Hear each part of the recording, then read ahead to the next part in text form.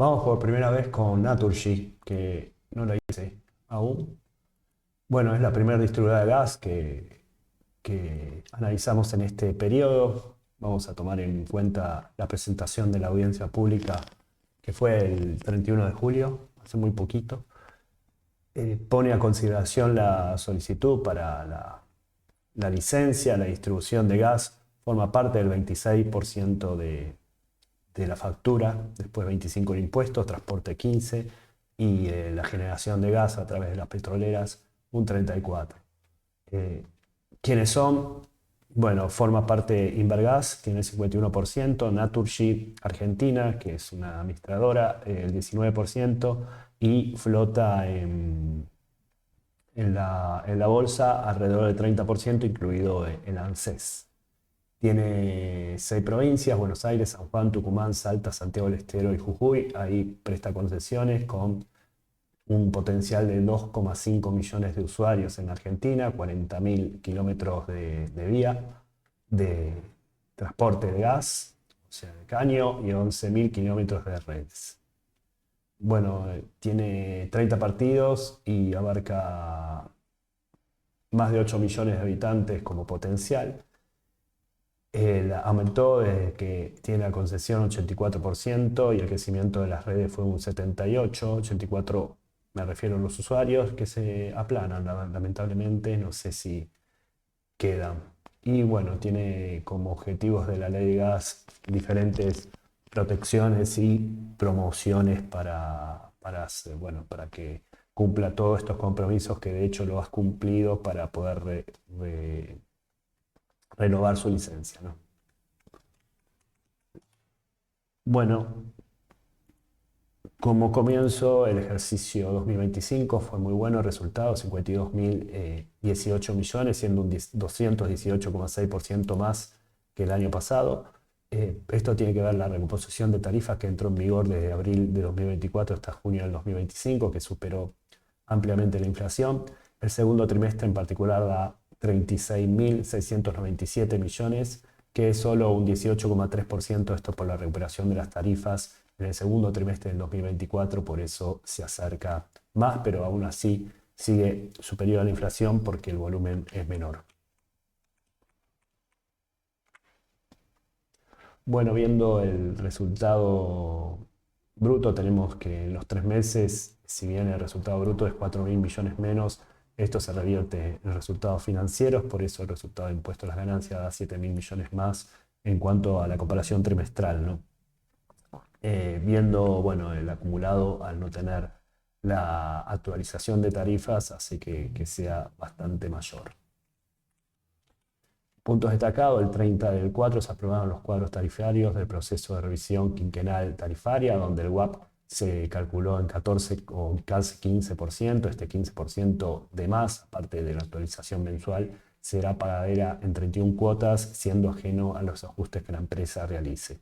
Se aprueba un plan de inversiones de alrededor de 170 billones de pesos. Además, se estableció un mecanismo de actualización tarifaria mensual y automática, donde se utiliza, esto pasa ya sea en las distribuidoras como en las transportadoras, con un 50% del IPC y un 50% del IPM en el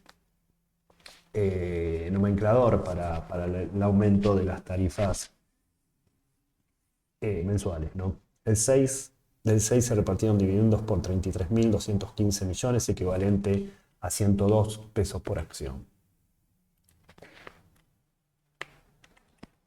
Bueno, acá vemos este RQ2, que fue uno de los más altos de las distribuidoras, casi un 15%, y con la obligación y el compromiso de poder satisfacer un plan de inversiones de este quinquenal de 170 billones de pesos. Y bueno, como dije anteriormente, el nivel de precios al consumidor y precios internos mayoristas, o el nivel de precios mayoristas mitad y mitad, vendría a ser un promedio entre los dos, ¿no? En cuanto a los dividendos, se ha repartido dividendos el 6 de junio por 33.215 millones y, como dije anteriormente, es 102 pesos por acción. Los ingresos por venta suman 341 billones, un aumento del 43,3 interanual. Los ingresos de venta de gas suben un 37,9 y ponderan un 70,6. Los ingresos por transporte y servicios, que es el 27,1, crecen un 51,1%. Los costos de explotación alcanzan los 224,3 billones, donde suben un 35%, donde las compras de gas suben un 27% y las compras para transporte, insumos para transporte, crecen 68,5%. El margen de EBITDA daba 23,3%, el año pasado daba 5,5%, esto está por el primer trimestre del 2024 daba negativo, por eso resurge gracias al aumento de tarifas de abril del 2024. Desde abril. Ay, ¿dónde estoy? Bueno, acá tenemos las ventas que se mantienen en el comparativo de 3 meses y si comparamos el acumulado es más de 104 billones. Viendo las ventas de gas, si comparamos en los trimestres son 4.000 millones más, baja lo que es transporte, pero sí aumenta bastante tanto venta de gas y transporte. Otras cosas son servicios para partes relacionadas. Y en cuanto a los costos o las compras de gas, aumenta 22.000 millones y la de transporte sí aumenta bastante, alrededor de 60 y pico por ciento, no sé cuánto dije, 68%. Ventas de gas a clientes residenciales es el 61,5, suben un 52,9 anual. Servicio de transporte generales, que es el 15,6, crecen un 69%. Servicios de transporte industriales, que es el 10%, aumentan un 39,8 y las ventas de gas a comerciales crecen un 23%.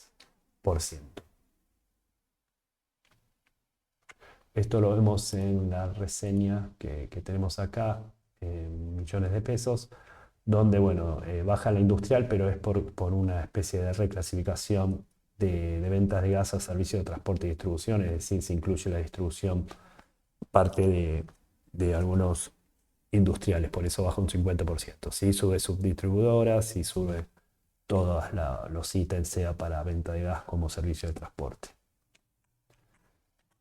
En cuanto a la entrega de gas, acá hay un cambio, después ahora vamos a decir. En el periodo es de 784,7 millones de metros cúbicos, bajando anualmente un 3,9, por traslado de clientes de pequeñas industrias con servicio completo hacia solo un servicio de transporte y distribución. Esto pasa desde el tercer trimestre del 2024. El servicio de transporte disminuye un 3,9 también, por menores entregas a clientes especiales. La venta de gas de residenciales son el 83% del total y crecen un 6%. Servicios de transporte y distribución son el 94% en total, estos es otros servicios, y disminuyen un 6,1%. Las empresas forman parte del 10,6% del consumo total del país de gas, ¿no? Una cosa con el Excel nuevo, lo tengo acá, viene diferente. Ahora el Enargas nos manda así un Excel bueno, con una especie de tabla dinámica donde se accede a los filtros. Antes hacía los PDF, ahora vamos a tener este Excel como, como se dice, como pivot para las otras 4 distribuidoras de gas. En cuanto a esta en particular, vemos que ha llevado 1.123 millones de metros cúbicos en lo que va hasta mayo y forma parte del 10,55 del total, que se ha repartido 10.647 millones de metros cúbicos.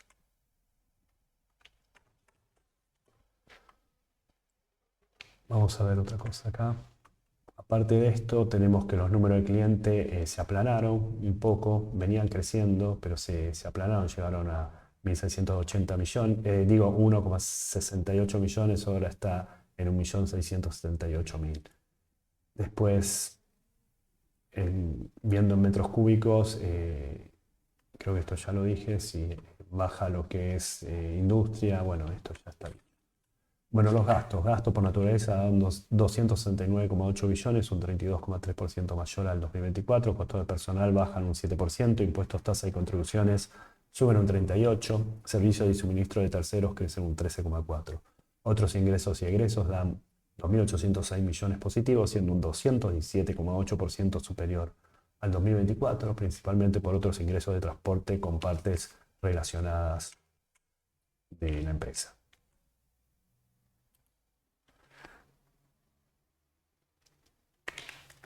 Bueno, viendo los resultados, vemos que es mucho mayor que el año pasado, dado por impuestos, por servicio de suministro y por mayores, sobre todo, compra de gas y compra y cargos de transporte. En cuanto a otros ingresos y egresos, tenemos 2.300, 2.400 millones, el año pasado prácticamente era nada. Los resultados financieros dan un saldo positivo de 5.538 millones al segundo trimestre del 2024, con un negativo de 12.827 por brecha positiva millones de RedCan en 16.715 millones. La empresa no tiene deudas financieras, las deudas comerciales dan 162,8 billones, siendo un 17,2% de inicio del ejercicio por compra de gas y transporte.